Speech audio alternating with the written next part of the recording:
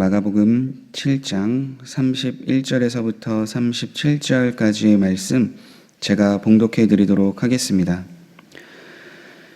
예수께서 다시 두로 지방에서 나와 시돈을 지나고 데가볼리 지방을 통과하여 갈릴리 호수에 이르시매 사람들이 귀먹고 말 더듬는 자를 데리고 예수께 나와 안수하여 주기를 간구하거늘 예수께서 그 사람을 따로 데리고 무리를 떠나사 손가락을 그의 양귀에 넣고 침을 뱉어 그의 혀에 손을 대시며 하늘을 우러러 탄식하시며 그에게 이르시되 에바다 하시니 이는 열리라는 뜻이라. 그의 귀가 열리고 혀가 맺힌 것이 곧 풀려 말이 분명하여졌더라. 예수께서 그들에게 경고하사 아무에게도 이르지 말라 하시되 경고하실수록 그들이 더욱 널리 전파하니 사람들이 심히 놀라 이르되 그가 모든 것을 잘하였도다. 못 듣는 사람도 듣게 하고 말 못하는 사람도 말하게 한다 하니라. 아멘. 예수님께서는 수로보니게 여자의 딸을 치료하신 이후에 그 지방에서 나와서 갈릴리 호수에 도착하셨다 성경은 이야기하는데요. 본문 31절은 두로에서 시돈으로 또 거기서 데가볼리를 지나 갈릴리 호수에 이르렀다라고 이야기합니다. 그러니까 긴 시간 동안 갈릴리 호수를 향하여 이동하신 것을 알 수 있는데요. 갈릴리 호수에 예수님이 도착하시자 사람들이 귀먹고 말 더듬는 자를 예수님께 데리고 나옵니다. 그리고 귀가 들리지 않고 말도 할 수 없는 그 사람은 그 삶을 살았으니까 얼마나 답답하고 힘든 시간을 보냈겠어요? 그래서 그런 그를 예수님께서는 치료하시는데 그 치료하시는 방법이 지금까지와는 조금 다른 것을 보게 됩니다. 예수님은 병든 자를 고쳐줬을 때에는 병자가 예수님 앞에 나아오거나 지인들, 가족들이 와서 예수님께 구하였고 예수님께서는 그들의 믿음을 보시고 치료를 하여 주셨는데요. 오늘 본문은 다른 방법으로, 그러니까 사람들과 함께 모여있는 그 자리에서 그를 따로 데리고 떨어진 곳으로 이동하셨고 또 이전에는 치료되는 기적을 함께 보게 하셨으나 그것과 다른 모습을 보이시는 거죠. 그리고 손가락을 귀에 넣으시고 손에 침을 뱉으신 후에 그 혀에 대고 그 사람을 치료하기 시작하십니다. 왜 예수님께서는 이전과 다르게 굳이 이런 방법을 통해서 지금 이 사람을 치료하고 있을까? 처음에 이 사람에 대해서 소개하고 있을 때에 그는 귀 먹고 들리지 않는 사람이다라고 이야기를 하였습니다. 그러니까 눈은 보이고 있는 거죠. 우리도 이 땅에서 살아갈 때 이와 비슷한 사람에 대한 이야기들을 많이 들었던 것 같아요.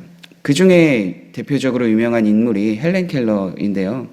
물론 헬렌 켈러는 보이지도 않고 듣지도 않고 말할 수 있는 혀는 괜찮았던 사람인데요. 그의 스승이었던 설리반이 그에게 단어를 가르쳐 주었을 때 그가 가지고 있었던 촉각을 가지고 그 단어를 알려주고 뜻을 설명한 것을 우리는 알 수 있어요. 물이라는 단어를 설명할 때 한쪽에는 그 흐르는 물을 손에 대게 하였고 다른 한쪽에서는 영어 단어를 쓰면서 그것이 물이다라고 알려주는 것처럼 예수님께서는 그 병자를 위해서 촉각이 있는 볼 수 있는 그를 위해서 귀에 대해 귀에 손을 댔는 것 그리고 혀에 손가락을 대는 것으로 인해서 이분이 지금은 다른 사람들과 다르게 나를 치료하고 계시는구나라는 것을 느낄 수 있도록 촉각으로 느낄 수 있도록 그렇게 치료하고 계신 거죠. 그리고 예수님은 이러한 행동을 하심과 동시에 하늘을 우러러 한숨을 내쉬면서 에바다 하고 외치셨는데요. 이 에바다라는 것은 아람어로서 열리라라는 뜻을 가지고 있습니다. 그리고 예수님께서 그렇게 선포하셨을 때 그의 귀가 열리고 혀가 풀려서 제대로 말을 할 수 있었다 성경은 이야기하죠. 그가 가지고 있었던 평생의 큰 문제와 모든 어려움들이 이제 해결되었음을 성경은 이야기합니다. 사랑하는 성도 여러분, 우리 주님은 이와 같은 일을 행하시는 분이시죠. 회복하지 못하실 것이 없고 능치 못하실 일이 없는 전능하신 분이십니다. 본문의 장애를 갖고 있는 사람은 예수님을 만나기 전에는 어떻게 하면 이 인생을 벗어날 수 있을까? 마치 저주와도 같은 인생을 살았을지 모르지만 예수님을 만나고 나서는 새 삶을 살아가게 된 거죠. 그리고 더 나아가 회복하신 그 예수님을 증거하는 삶을 살아가게 되었습니다. 너무나도 좋은 결말로 오늘 본문은 마무리가 되고 있는데요. 한 가지 주의할 점이 있습니다. 예수님께서 행하시는 치료 사건이 마가복음도 그렇고 사복음서에 반복되어서 등장하고 있는데요. 마치 예수님께서 치료의 목적을 위하여서, 그러니까 사람의 필요만을 위하여서 이러한 행동을 하셨는가 우리가 생각할 수 있기 때문입니다. 왜냐하면 예수님께서는 병과 약한 것, 그러니까 사람들의 문제를 해결하여 주셨을 뿐만 아니라 수많은 복음서에서 이야기하고 있는 것처럼 그와 함께 말씀도 가르쳐 주시고 천국 복음을 증거하시는 것을 게을리하시지 않으셨기 때문이죠. 마태복음 1장에 보면 예수님께서 이 땅에 오신 목적에 대해서 분명하게 말씀해 주고 있는데, 바로 이 땅에 살아가고 있는 사람들, 그러니까 그들의 자기 백성을 그들의 죄에서 구원하시기 위하여 예수님이 이 땅에 오셨다라고 분명하게 말씀해 주고 있는 것을 압니다. 그러니까 예수님께서는 그들의 백성, 자기 백성의 죄를 구원하시기 위하여 복음을 전파하시고 가르쳐 주셨을 뿐만 아니라 그것을 통하여 그들에게 있었던 상황, 문제들을 해결해 주셨다라는 것을 우리는 알 수 있는 거죠. 이사야 선지자가 기록한 말씀을 보면 이것을 더욱더 분명하게 알 수 있습니다. 그는 우리의 질병을 지고 우리를 대신하여 슬픔을 담당하였으나 우리는 그가 하나님의 형벌을 받아 고난을 당하는 것으로 생각하였다. 그가 우리의 죄 때문에 찔림을 당하고 상처를 입었으니 그가 징계를 받음으로 우리가 평화를 누리게 되었고 그가 채찍에 맞음으로 우리가 고침을 받았다. 우리는 다 길 잃은 양처럼 제각기 잘못된 길로 갔으나 여호와께서는 우리 모든 사람의 죄를 그에게 담당시키셨다. 그러니까 예수님께서 많은 병자들을 고치셨고 그들의 문제를 해결하여 주셨을 때 단순히 육체의 문제만, 육체의 상황만 해결해 주셨는가? 그것이 아니다라는 거예요. 가장 근본적인 문제인 영혼의 문제, 우리의 죄의 문제를 해결해 주셨다라는 것을 우리는 반드시 기억해야 합니다. 그렇다면 우리는 어떠한 삶을 살아가고 있는지, 어떠한 상태인지를 알 수 있나요? 또한 그 상태를 깨달아서 늘 하나님 앞에 나아가 하나님의 은혜를 구하고 계신가요? 예수님이 세리마태와 식사를 할 때 그 모습을 비방하던 사람들에 대해서 예수님은 분명하게 이렇게 이야기하셨습니다. 건강한 사람에게는 의사가 쓸데없지만 병든 자에게는 쓸데가 있다. 나는 의인을 부르러 온 것이 아니라 죄인을 부르러 왔노라. 그러니까 예수님이 이 땅에서 사역하실 때 근본적으로 중요하게 여기셨던 것은 사람의 육체의 회복이 아니라 그 영혼의 회복에 있었음을 우리는 반드시 알아야 합니다. 그래서 사도 바울은 에베소 교회에 편지할 때 그 사실을 명확하게 이야기했어요. 여러분은 불순종과 죄 때문에 영적으로 죽었던 사람들입니다.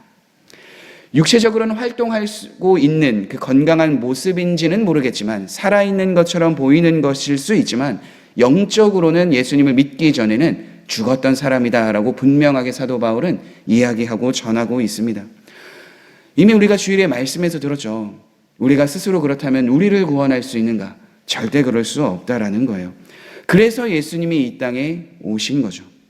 예수님이 이 땅에 오셔서 육체의 문제, 우리가 병들었고 잘못됐고 어그러져 있다. 그것을 깨닫게 하시고 실상 우리는 영적으로 죽은 자이기에 마땅히 메시아인 예수 그리스도가 필요하다라는 사실을 분명하게 알려주고 있는 거예요.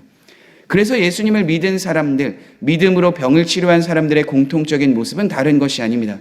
그 구원의 기쁨, 그 구원의 감격을 늘 잊지 않고 전하는 일에 힘썼다라는 거죠. 오늘 본문에도 예수님께서는 자기가 행한 일을 알리지 말라라고 하셨으나 그러나 병을 치료하든 받은 그 사람은 예수님의 행하신 일을 증거하였던 것을 우리는 볼 수 있기 때문이죠. 사랑하는 성도 여러분, 그런 점에서 우리는 늘 주님의 은혜가 필요한 것이죠.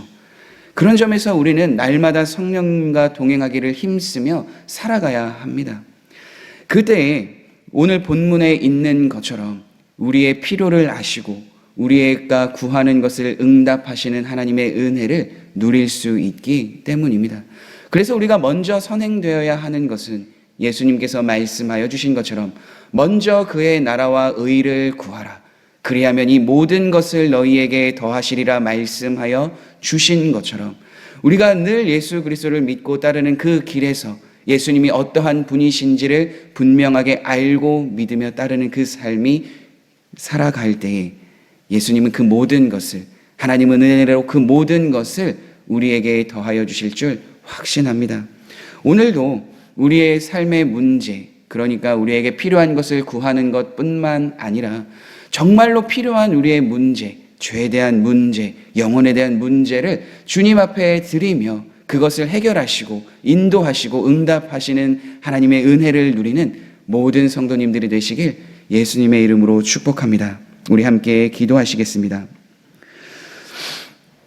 그렇습니다. 하나님, 우리가 하나님을 믿으며 나아갈 때에 단순히 우리의 육체의 문제를 해결하시기 위하여 우리의 삶에 변화를 주시는 것이 아니라 우리가 하나님을 믿고 하나님의 자녀가 되었기에 우리의 죄의 문제와 영혼의 문제를 해결하여 주셨기에 근본적인 그 문제에서 변화를 주셨기에 더불어 우리의 상황과 문제를 해결하여 주시는 분이 하나님이신 줄 압니다. 그렇기에 하나님, 우리가 하나님을 알기에 힘쓰며 하나님 앞에 하나님과 동행하기를 힘쓰며 나아가는, 먼저 하나님의 나라를 구하는, 하나님의 다스림을 구하는 우리 모든 성도님들이 되게 하여 주옵소서. 그로 인하여 우리의 삶의 문제, 이 땅을 딛고 살아갈 때 많은 어렵고 힘든 문제를 주님 앞에 가지고 나아왔을 때 그것을 해결하여 주시고 그 삶에 응답하시는 하나님의 놀라운 능력을, 은혜를 경험하는 모든 성도님들이 되게 하여 주옵소서. 그 모든 일을 행하시는 주님을 증거하며 기뻐하며 주님으로 인하여 복된 삶을 누리는 모든 성도님들이 되게 하여 주옵소서. 예수님의 이름으로 기도드립니다. 아멘.